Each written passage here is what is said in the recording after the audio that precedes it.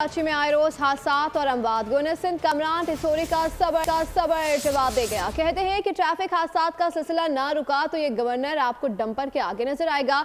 Dumper वालों के खिलाफ सख्त एक्शन होगा। प्रेस कॉन्फ्रेंस में कहा, बेगुनाह बच्चे इन डंपर से मारे जा रहे हैं। आईजी सिंध को यहाँ बुलाऊंगा, डंपर्स के खिलाफ अदालत जाऊंगा।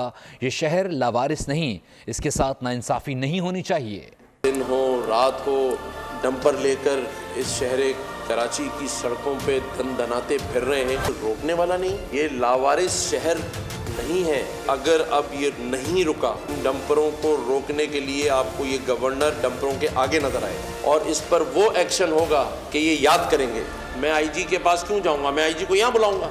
अगर मेरे शहर के अंदर डंपर किसी कानून के तहत नहीं चल रहे तो डीआईजी ट्रैफिक को बताना होगा कि क्यों नहीं चल रहे। हाँ, मैं अदालत जरूर जाऊंगा इन मामलात के ऊपर।